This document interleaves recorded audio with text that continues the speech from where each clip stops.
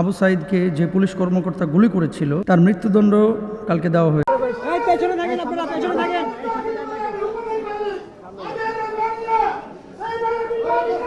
তো সেক্ষেত্রে কিসাসের বিধান আর এই মৃত্যুদণ্ড এক হবে কিনা, আর রাষ্ট্রীয় দায়িত্ব পালন করতে গিয়ে আমি রাষ্ট্রের গোলাম বা হুকুমের গোলাম, এই গোলামি করতে গিয়ে জুলুম করা যারা করে ফেলে এদের ব্যাপারে শরিয়ার বক্তব্য কি?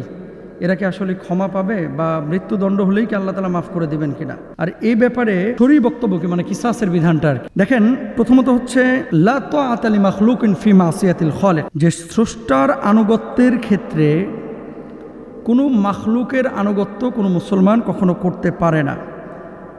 তো যারা আপনারা এই প্রশ্নগুলো আমাদের কাছে পাঠান সোশ্যাল মাধ্যমে, এটা জমার আগে আমরা প্রশ্নোত্তরগুলো আপনাদেরকে দেওয়ার চেষ্টা করি, নির্বাচিত প্রশ্ন। এখানে কয়েকটা বিষয় আপনাদেরকে আমি স্মরণ করে দিচ্ছি। সূরা মাইদার যেমন 32 নম্বর আয়াতে আল্লাহ সুবহানাহু ওয়া তাআলা বলছেন, মান ক্বাতালা নাফসান বিগাইরি নাফসিন আও ফাসাদিন ফিল আরদ ফাকান্নামা ক্বাতালান নাসা জামিয়া। কোনো ব্যক্তি যদি কাউকে হত্যা করে, কোনো হত্যার বদলে নয়, বা পৃথিবীতে ফ্যাসাদ সৃষ্টি করে, সে যেন গোটা মানব জাতিকে হত্যা করলো।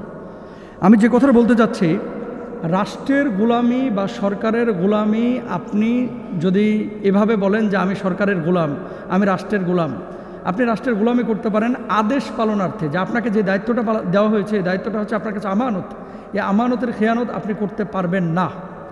এখন আপনি জুলুমের নামে, শাসনের নামে আপনি জুলুম করছেন। আবু সাইদ এভাবে দাঁড়িয়েছিল, আপনি গুলি করে দিলেন, আপনাকে তো গুলি রাষ্ট্র করতে বলে নাই। আর যদি রাষ্ট্র করতেও বলতো বা ওসি সাহেব করতেও বলতো, আপনি তো একজন নিরপরাধ মানুষকে এভাবে হত্যা করতে পারেন না, এটা ইসলাম অনুমোদন করে না। তাহলে কি এখানে বোঝার বিষয় হচ্ছে দুইটা। এক নম্বর হচ্ছে, কেউ যদি ইচ্ছেকৃত একজন মানুষকে এভাবে হত্যা করে, সে যেন সারা পৃথিবীর মানুষকে হত্যা করলো। আর দুই নম্বর বিষয় হচ্ছে, এভাবে নিরপরাধ মানুষকে হত্যা করা যদি আপনাকে ওপর মহল থেকেও বলে, এটা কোনোভাবে জায়েজ নেই। এবার আসেন কিসাসের বিধান। আল্লাহ তাআলা কি বলছেন? আল্লাহ বলছেন, আল হুররু বিল হুররি ওয়াল আবদু বিল আবদি ওয়াল উনসা বিল উনসা। স্বাধীনের বিনিময়ে স্বাধীন, দাসের বিনিময়ে দাস, হ্যাঁ, তারপরে ধরেন কানের বিনিময়ে কান, নাকের বিনিময়ে নাক, রক্তের বিনিময়ে রক্ত।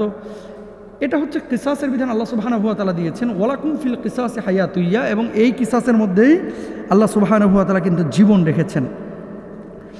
এখন যেই মৃত্যুদণ্ডটি কালকে দেওয়া হয়েছে, এটা কার্যকর হওয়া না হওয়া এটা তো রাষ্ট্রের দায়িত্ব। কিন্তু আমি রাষ্ট্রের গোলামি করি, সরকার আমাকে হুকুম দিয়েছে আমি একজন মানুষের উপরে জুলুম করব, এটা কিন্তু ইসলাম অনুমোদন করে না ভাই। কিন্তু রাষ্ট্রীয় আইনের প্রতি শ্রদ্ধা দেখানো, যেখানে বৈধতা আছে, যেখানে মানুষের কোনো অকল্যাণ নাই, যেখানে দেশ জাতির কোনো অকল্যাণ নাই, দিনের কোনো অকল্যাণ নাই, সেই জায়গাটা অবশ্যই আপনি রাষ্ট্রীয় আইনের প্রতি শ্রদ্ধাশীল হবেন। এরপরে দেখেন রাসূল আকরাম সাল্লাল্লাহু আলাইহি ওয়াসাল্লামের একটি হাদিস, মান ক্বাতালা মুআহাদান লাম ইয়ারাহ রাইহাতুল জান্নাহ।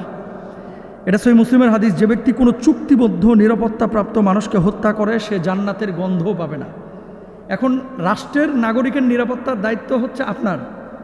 এখন আপনি সে নাগরিকের বুকে গুলি চালিয়ে দিলেন, আপনি গুম করে ফেললেন, আপনি আর হক নষ্ট করলেন, অবশ্যই আল্লাহর আদালতে আপনাকে দাঁড়ানো লাগবে। এই জন্য আমি বলবো, কিসাসের বিধানটা রাষ্ট্রীয়ভাবে যদি অ্যাপ্লাই করা যায়, প্রয়োগ করা যায়, তাহলে বাংলাদেশে পরবর্তীতে এরকম নিরপরাধ কোনো মানুষ হত্যার মুখোমুখি হবে না, এবং পৃথিবী থেকে তারা বিতাড়িত হবে না, পৃথিবী থেকে তারা বা দুনিয়া থেকে এভাবে নিজের জীবনকে উৎসর্গ করে আবু সাইদের মতো পরিস্থিতির মুখোমুখি হবে না। এই জন্য কিসাসের বিধান আসলে জরুরি।